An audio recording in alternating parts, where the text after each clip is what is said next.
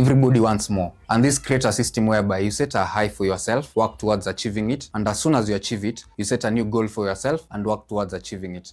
In the study performed on what regrets people have on their dying bed, none of them wished they had more money, they had more cars. All of them I wish I'd spend more time with my family, I wish I'd spend more time with people I love. In this video, I'm gonna take you through financial literacy so that you understand where you are, where you've been, and to avoid the regrets that most of people have on their dying bed. Number one is understanding where you are. There's a proverb, if you don't understand where you are, you don't know where you are going. And if you don't know where you are going, you don't understand where you are coming from. Same applies to your finances. If you don't understand the current situation of your finances, you can't plan for your future finances. The best thing to approach this scenario firstly is take your financial statements, go through it, understand where your money goes or where you overspend on something out of impulse because of lack of budgeting. Once you've understood where you are, this will help you with budgeting, helps minimize those costs that probably out of not understanding where you are, you threw away some cash. The next step is understanding where you want to go with your financial journey. Most of us start the year hyped, knowing where we want to go, knowing where we are, knowing what we want to achieve in our financial journey, in our financial goal. But towards the end of the year, most of us realize, oh, we've only been living, work paycheck to paycheck, perhaps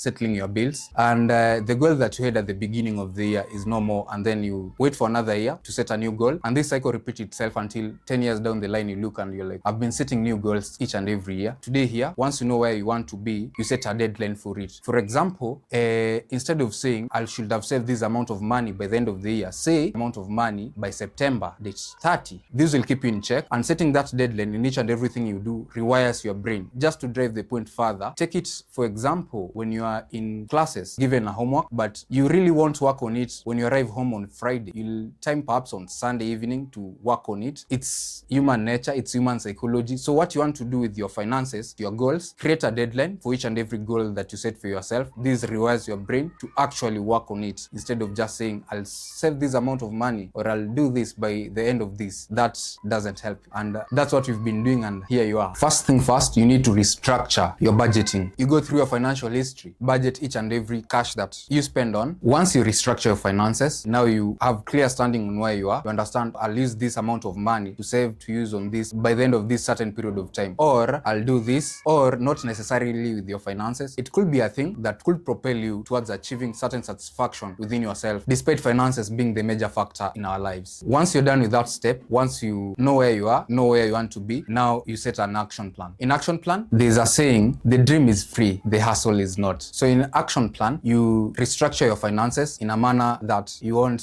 have some sleepless nights about some decision you made earlier. Once you've gone through the first step, second step, you need to look at your saving. Where do my money go? And detail each and everything. A study was performed whereby each and every student was asked their grades, their performance, and whether they have a timetable on which units they read. Out of the survey, research shows that students who have timetable, follow their timetable, had better grades than those who don't. Same can't be further from your finances. We have this amazing maths in our head at the beginning of the month or when you are paid. Like, yeah, you know it all. But in between, life happens, and at the end of the month, you find yourself waiting for another cash. The best thing, take a pen. If you have a laptop, take your Excel, budget your finance, know where your money is going. If it's something that you probably don't need, take the money, direct it to maybe saving. About saving, I'll talk much about it and maybe how to save according to your age in the coming videos. In action plan, you need to identify the hidden traps. The hidden traps are things that maybe consciously or subconsciously you've been doing that has prevented your financial growth or lead you to watching this video right now. For some certain reasons, humans have this psychology where they just fear talking about their finances, fear talking about money. It really doesn't help. Just as in other disciplines of life,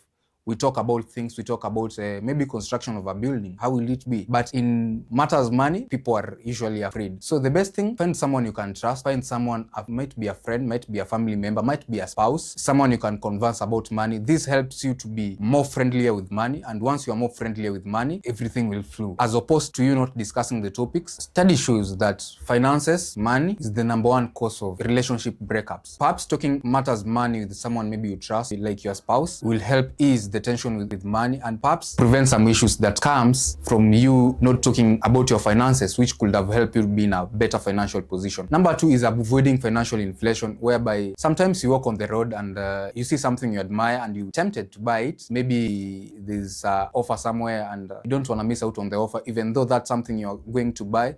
isn't something that it's an immediate necessity, but you find yourself buying. So don't let the fear of fitting in drown you into financial inflation. Number 3 is showcase what you do. Same way most people fear talking about money, same way some people tend to preserve what they do in the hopes that maybe someone else knowing about it will jinx it. But in most cases, that's not true. Study shows that you showcasing your work perhaps open doors that maybe couldn't have foreshadowed if you hadn't showcased your work. I understand sometimes it may be hard. Maybe you don't have that strong financial system in place to help you bumper the burden that comes with maybe you showcasing what you do. But no matter what, wherever you go, as soon as maybe you make new friends, maybe and they're interested in what you do, just showcase your work. You never know. It really works. Most of the companies you look at today, it was just a mere discussion of people who met and had a conversation, and yeah, the world happened. Showcase your work. You never know. Hey, it's Ray here. I've spent the last 5 years combing through financial books so that you won't have to. If you're new here, please like, share, comment, subscribe. This is the go-to channel for your financial matters. And I, just like you, was looking for some financial literacy, and that's why I ended up here. Feel free to leave your comment and I'll make sure to talk about them.